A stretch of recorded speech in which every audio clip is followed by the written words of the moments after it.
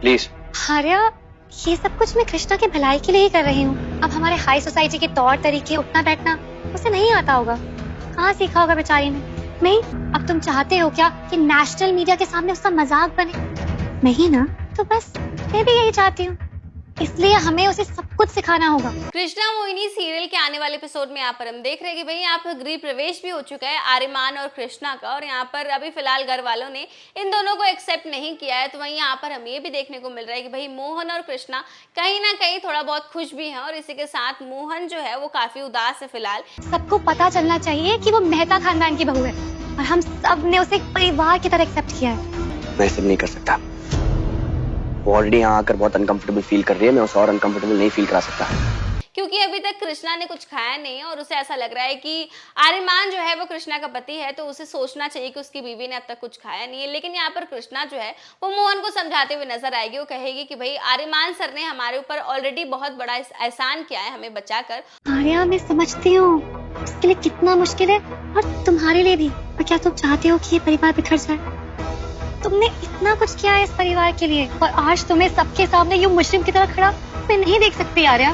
तो हमें इतना ज्यादा एक्सपेक्टेशंस नहीं रखना चाहिए। इसी के साथ यहाँ पर हम ये भी देख रहे हैं कि भाई घर की नौकरानी जो है वो भी कृष्णा और मोहन को ताना मार रही है और कह रही है कि तुम्हें रोज अच्छे खाने खाने को मिलेंगे और तुम्हें अच्छे से रहने को मिलेगा, और ये सब ताना वो मारते हुए नजर आ रही है। और इसी के साथ आने वाले एपिसोड में यहाँ पर हम देखने वाले हैं कि भाई इसीलिए सब कुछ कर रही हूँ, सिर्फ और सिर्फ तुम्हारे लिए, और मेरे लिए भी ये सब आसान नहीं है आर्या। जीती रह बेटा, जीती रह।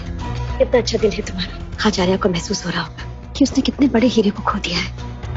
घर के बिजनेस में काफी ज्यादा लॉस हो रहा है यहाँ पर आर्यमान और कृष्णा की शादी की वजह से। और यहाँ पर कुंदन आर्यमान को सुनाते हुए नजर आ रहा है और कहता है कि देखो तुम्हारी वजह से हमारे बिजनेस में कितना ज्यादा लॉस हुआ है, तुम्हारे इस बड़े कदम की वजह से हमारा बिजनेस जो है वो सड़क पर आने वाला है। और इसी के साथ आने वाले एपिसोड में हम देखने वाले हैं कि भाई इस बार काफी ग्रैंड तरीके से सेलिब्रेशन होने वाला है आर्यमान और कृष्णा की शादी का। जी हाँ, मीडिया में अपनी इज्जत बरकरार रखने के लिए इस बार अनन्या और कुंदन मिलकर इस बार आर्यमान और कृष्णा की ग्रैंड एंट्री करवाने वाले मीडिया के सामने। और इसी के साथ यहाँ पर हम देख रहे हैं कि भाई अनन्या जो है ये कहीं ना कहीं ये नहीं चाह रही कि आर्यमान और कृष्णा जो है वो मीडिया के सामने, और वो मन में कहती है कि कोई मीडिया के सामने आएगा तो वो सिर्फ मैं और आर्यमान है, और कृष्णा को कभी मीडिया वालों के सामने नहीं आने देगी। तो आगे आने वाले एपिसोड में देखना दिलचस्प होने वाला है कि आखिरकार इस बार अनन्या कौन से प्लान के साथ सामने आती है।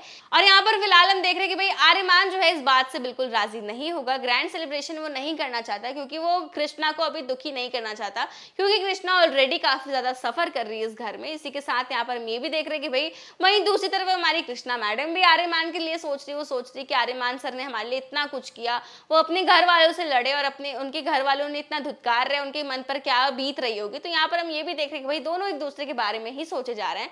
तो आगे आने वाले एपिसोड में देखना दिलचस्प होने वाले कि भाई इस बार अनन्या कौन से नए प्लान के साथ सामने आती है, और ये भी देखना दिलचस्प होगा कि क्या इस बार सभी घर वाले आर्यमान और कृष्णा के रिश्ते को अपना पाते हैं या नहीं।